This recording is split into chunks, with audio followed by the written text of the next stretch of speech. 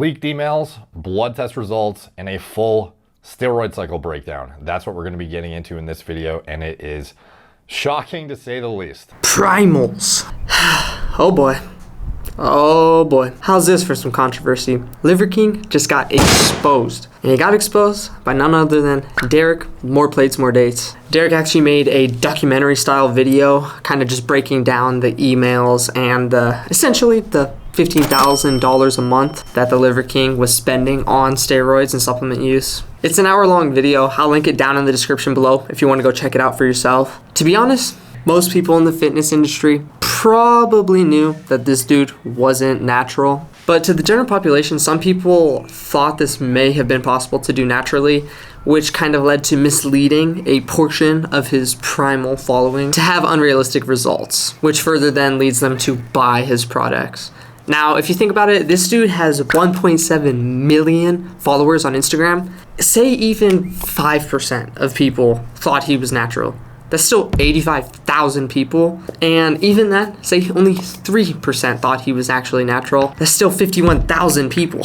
So although it might even be a smaller percentage that were truly misled, that's still tens of thousands of people. And he's been on multiple podcasts before, like a lot recently, and said that he was always natural and that it was in fact subprimal to not be natural or to take steroids, which I actually found really interesting after hearing those because, I mean, it's kind of obvious.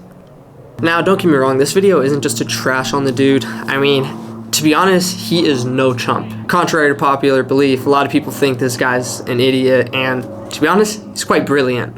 I've listened to quite a few of the podcasts recently, and this dude has a really good understanding of not only the human body, but business as well. He really knows how to play his character to an extreme extent and create these polarizing views, even when he's provoked or challenged, which makes it all the more insane. Put on the same pair of shorts every day, basically, right? I only wear shoes when I go into the modern world, right? I don't do in terms of grooming myself. I'm my primal, wild, free version of myself. You think this guy's going to get plastic surgery? You think this guy's gonna go get liposuction?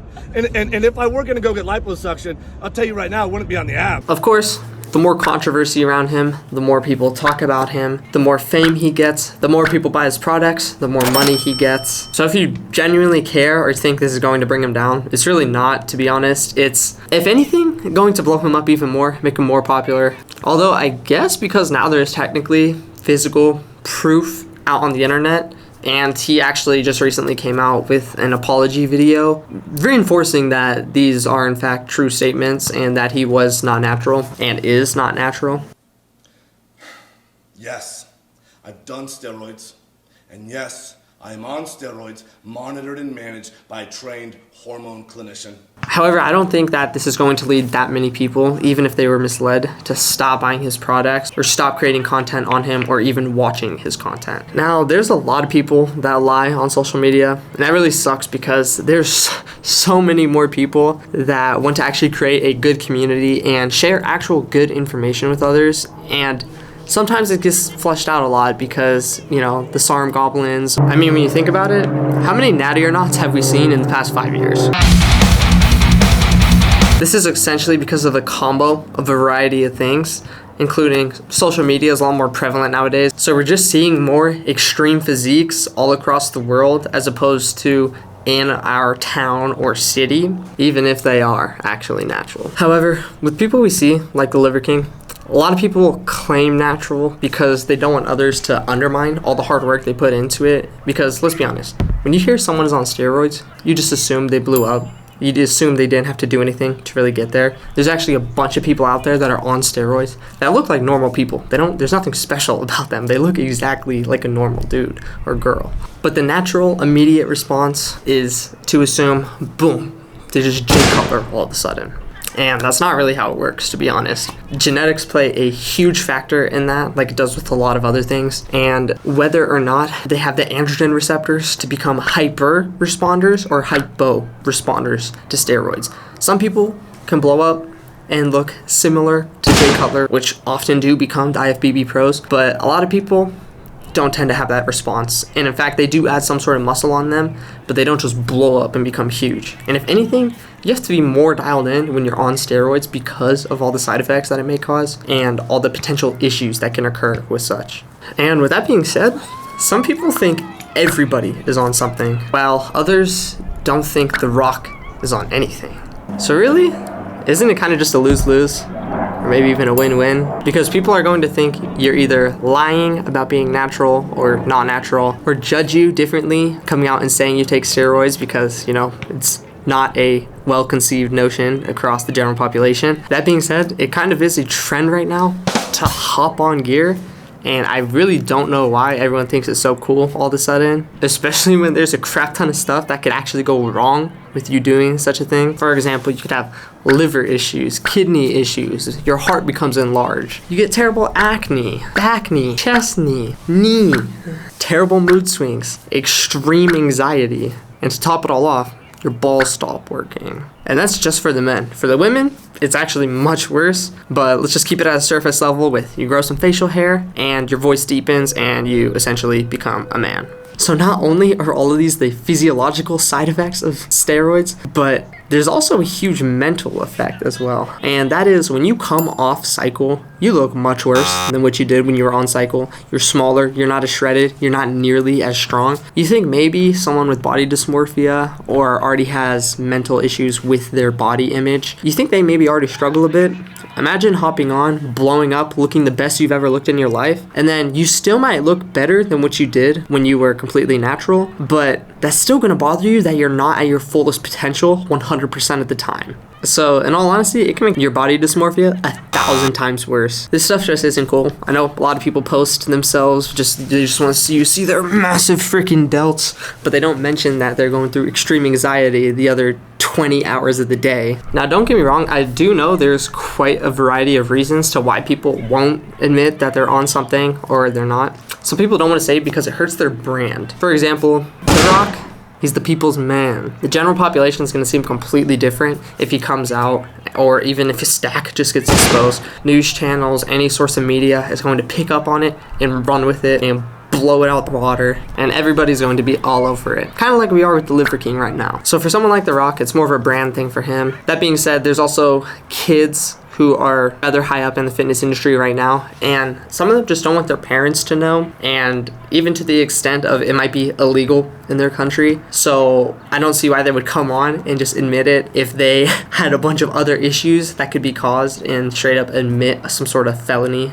I think the most popular example, however, aside from people thinking others will undermine their hard work if they just say they're natural, is the fact that they don't want their followers to just get on gear just because they are and because they look up to them. A perfect example of this is Anthony Mantello. This dude is insanely built. He is awesome. Awesome personality, awesome physique, awesome everything. He hopped on gear at a much younger age because he literally wants to become an IFBB pro, and he's wanted to do this since high school, and he has wanted to make a career and dream out of this. And he really only recently revealed that he wasn't natural a few months ago, and he said the main reason was because he technically didn't say that he was natural, he just didn't say whether or not he was on. I did not previously talk about PEDs, and I simply just thought, okay, the best approach I could do is, number one, not claim natural, which I didn't do. I never said I was a fake natural. I never claimed natural when I was on steroids. Never did. I just simply never spoke about it because I didn't want that to be known as my content. I'm just here to make the video saying, hey, if you guys didn't know, if you guys thought I was natural, I'm sorry, but I'm not. And that is because he says he has so many 14, 15, 16-year-old kids that look up to him and that DM him and talk to him and that have met him in person. He doesn't want his role as a fitness influencer to play a role on those kids because that could drastically change their lives.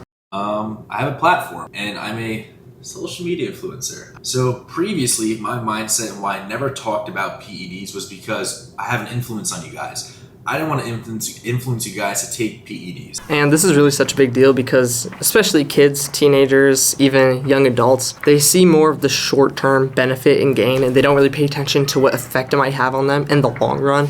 For example, a 16-year-old might think, I don't want kids, I don't care. 10 years down the road, when they're 26, they might have a little bit of a different opinion. And I think that's really important to kind of balance the risk to reward ratio and what you think you are genuinely going to get out of it by hopping on. Some people just want to bench more weight, get bigger, put on 20 pounds of muscle, whatever. But once you get there, what are you going to do? You're just going to take more, hop on more things, risk more health issues?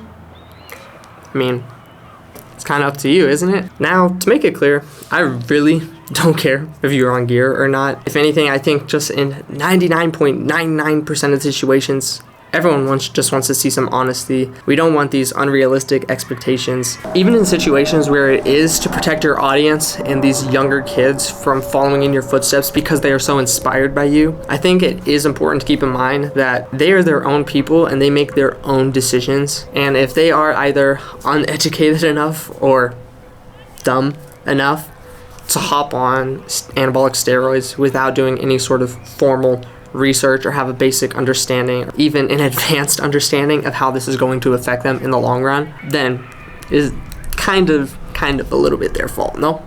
I've now come to the realization that I can't control what you guys do. I'm behind a camera right now. You guys are behind a computer screen. I can't take anything out of your hand. What you decide to do with your bodies, what you decide to do. The best thing I can do with my platform, my voice, is to educate and inform you guys. And if for some reason you really do want to hop on gear or eventually plan on hopping on it, max out your genetic potential first. Most people, and I mean in the 99th percentile of people, won't max out their genetic potential as far as they could. This means get adequate sleep, be dialed in with your diets and your workouts and everything under the sun. And do that for 10 plus years and see where you end up. And then maybe once you reach that point of like, wow, I feel like I'm reaching my genetic peak, and you're old enough and you're maybe past the age of 25 where your brain is fully developed, okay, maybe. If you think that risk to reward ratio is worth it. There's really no point in rushing the gains and leaving a bunch on the table without reaching your genetic limit first. And you obviously don't want to regret it and think, dang, I should have taken advantage of it when I was natural. That being said, I don't even promote steroid use. I'm just saying if you really want to be smart about it, get yourself educated first. Have an understanding of how these things work. This is a pretty different kind of video for me. Just thought I'd put my 2 cents in. Subscribe.